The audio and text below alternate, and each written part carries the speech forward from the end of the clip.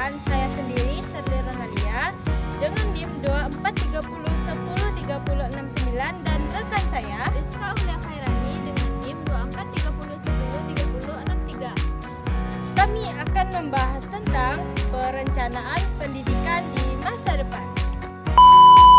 Materi pertama yaitu konsep dasar, peran, dan kegunaan perencanaan pendidikan di masa depan. Peran perencanaan pendidikan adalah proses sistematis yang bertujuan untuk mengidentifikasi kebutuhan, menetapkan tujuan, dan merencanakan strategi yang diperlukan untuk mencapai hasil pendidikan. Poin yang pertama yaitu konsep dasar perencanaan pendidikan. Perencanaan pendidikan mencakup menyusun visi, misi, tujuan, dan strategi yang berkelanjutan.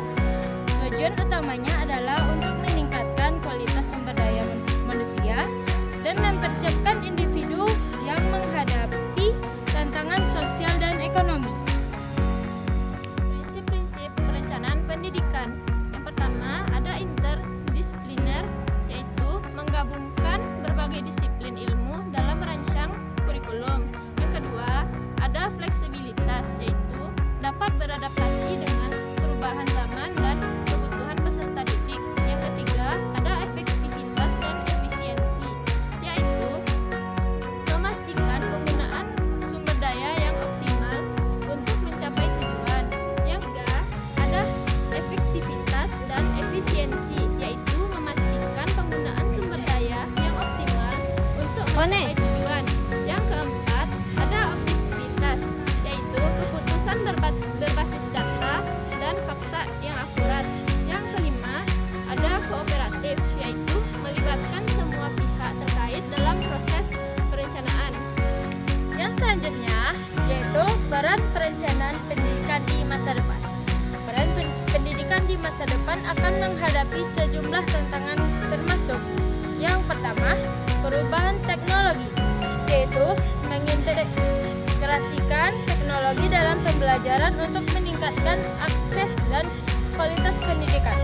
Yang kedua, kebutuhan keterampilan baru, yaitu menyesuaikan kurikulum dengan keterampilan yang dibutuhkan di pasar kerja yang terus berubah. Yang ketiga, keadilan sosial, yaitu memastikan akses pendidikan yang adil bagi semua lapisan masyarakat.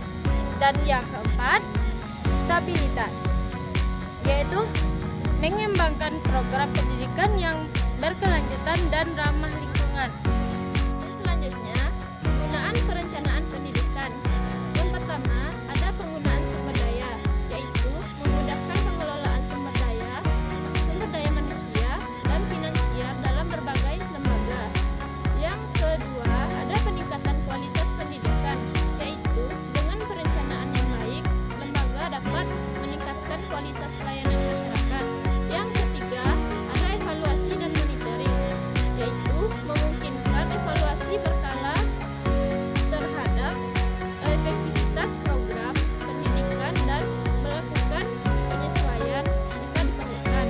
Yang keempat, ada perencanaan pendidikan yang efektif, yaitu kunci untuk mencapai tujuan pendidikan di masa depan, serta memastikan bahwa sistem pendidikan dapat beradaptasi dengan kebutuhan masyarakat yang berkembang. Ada 6 pemain atau pelaku perencanaan pendidikan. Yang pertama, ada perencanaan pendidikan. Yang kedua, pemerintahan. Yang ketiga, masyarakat. Yang keempat, guru. Yang kelima, peserta didik. Dan yang keenam, lembaga pendidikan.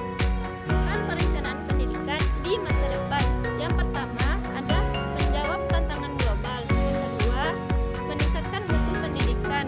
Yang ketiga, membangun kompetensi global. Yang keempat, mempersiapkan generasi muda.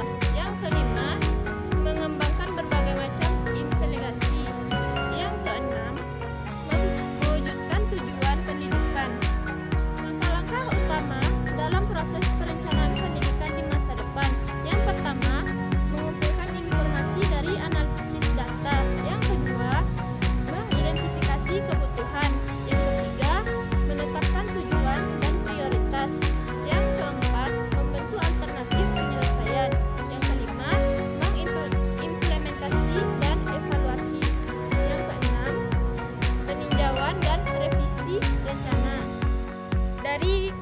penjelasan di atas dapat kita simpulkan bahwa perencanaan pendidikan berperan penting dalam menciptakan sistem pendidikan yang berkualitas dan siap menghadapi tantangan di masa depan.